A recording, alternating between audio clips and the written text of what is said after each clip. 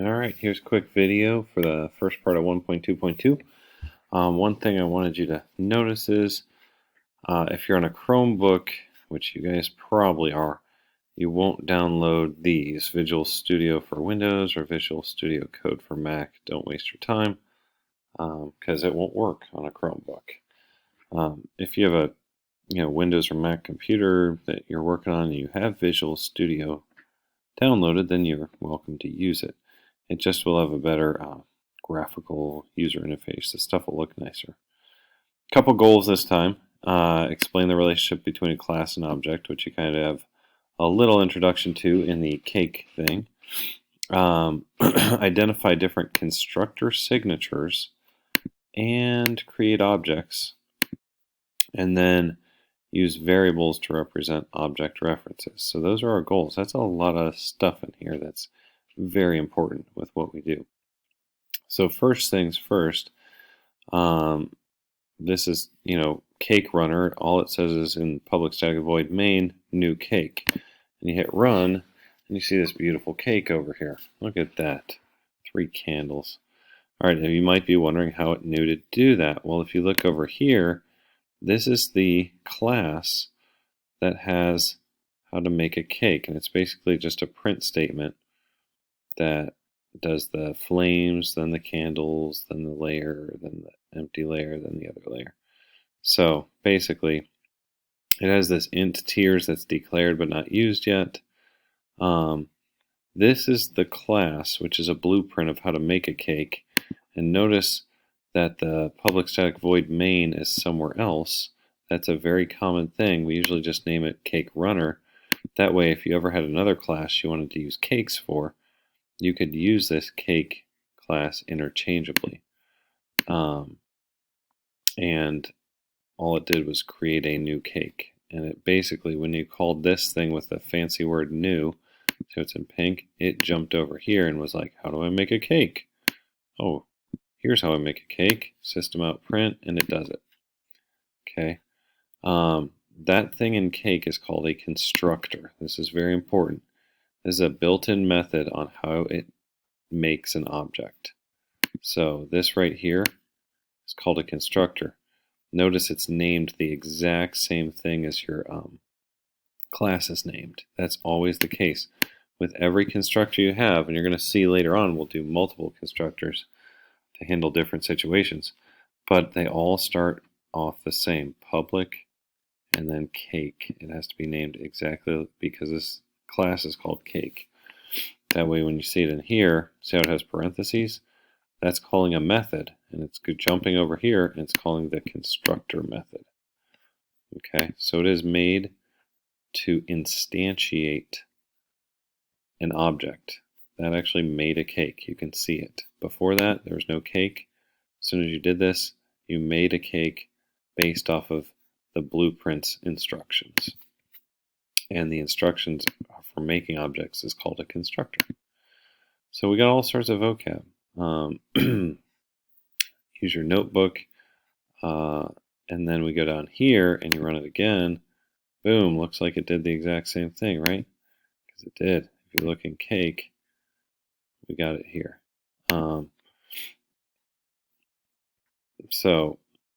This said try running it from here. So let me reset this. Reset, yes, I'm sure. Okay, so we were in here when we ran it. If I jump over to the cake file and I hit run, it still works because whenever you hit run, Java knows to look for a public static void main.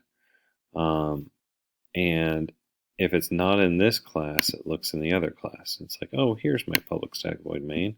I'm going to start there. Do new cake. It jumps over here, follows the instructions, and does it.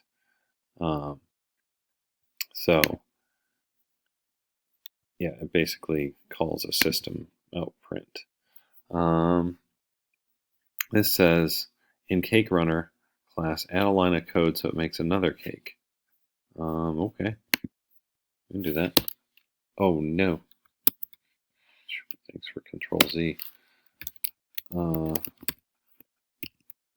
about that? Cake. Ooh, cake. Bet you could do cake. So pretty good stuff there.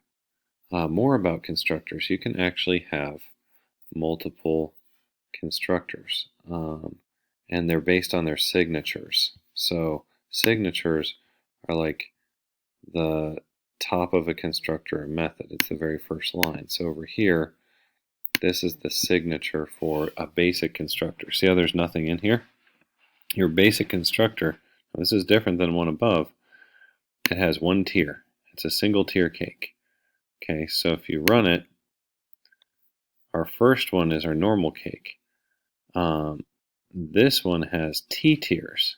Basically, what it's going to do is it's going to take however many tiers you tell it and create one. So I think, let's see, well, this still looks like it hasn't been told to do it yet, but you told it to make a 2-tier cake. It made a 2-tier cake. Ooh, that's beautiful. What happens if we make that a 3? Is the code built in? No, not yet. But right now, we will build that code in. It basically makes this fancier cake. And all that matters is that you entered a number, because I bet if I took this number away, look what happens.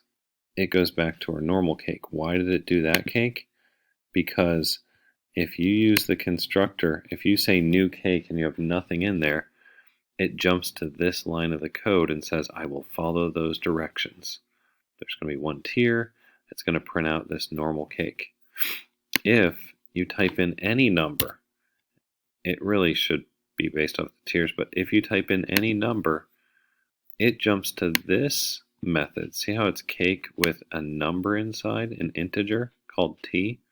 It would take your number and store it here, and then it would run this print statement. So it's basically following the directions you tell it. If I don't put anything in the parentheses, it will do the blank one. If I put a number in, it will follow these directions. See that? Now, what do you think would happen if I put a number in here? Right? I hope you predicted 2 of these, because the first one said, ooh, there's a number there. I'm going to use this constructor. See how they both start with cake, though?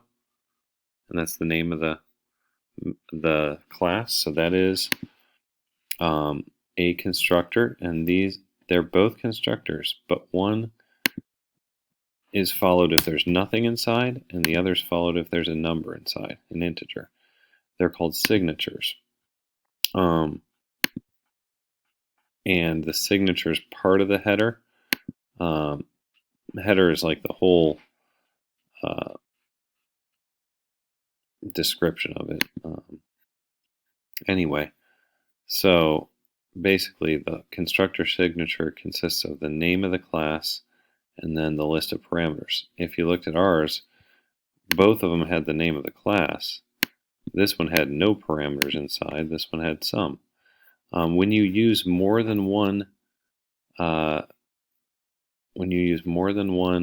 constructor, it's called overloading, which you'll get to down here.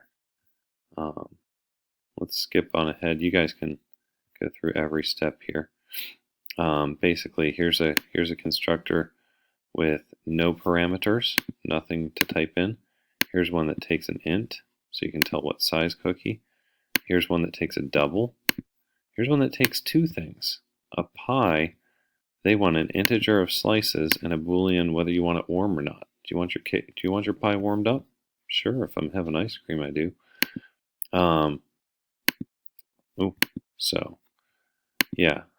Formal parameters are the list of variables passed to a constructor or method used in its implementation. Okay. So you got the names, the type, and if there's variables, they're referred to as formal parameters. Okay. So I don't know why they say package here. Okay. So let me pause there. Okay, so this next part gets into the whole thing I was talking about called overloading. That's when there's more than one constructor with the same name but a different signature. So this constructor is called cake, so is this one. It's a different signature because the signature is not only the name but any parameters. This has nothing in it. This has an integer. That's overloaded, meaning it'll jump to one or the other. You're just giving it options. So yeah. Okay. Okay, and here's a little very fine thing to notice the difference between an actual parameter is a value. So like when you type in 2, if you actually put in a number and it's an integer that's going to be used later, it's called an actual parameter. If you look up above, a formal parameter is a variable that's used later. So like slices would be a variable that's used later, or warm is a Boolean. So I guess it's called an actual one if it's a number that's sent into the constructor. Okay, and then this one says add this line of code and predict what's going to happen. Hopefully you can look in here and figure it out. We got normal cake, we got cake with an int, and what's going to happen if you type in 3.0? Should it use the normal one? Should it use the int? Or will it cause an error because it didn't expect either of those? You didn't have a constructor for that. Hopefully you predicted that. So yeah, you gotta handle the double. So in this case, like, wait a second, this handles the normal, this handles the int. Ooh, we got something to handle a double now. Okay, woo, run it. Here's T. Let me check.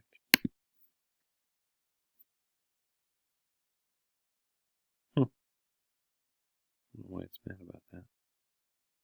Oh, lossy, because it was a double and it's storing tiers as an int up here.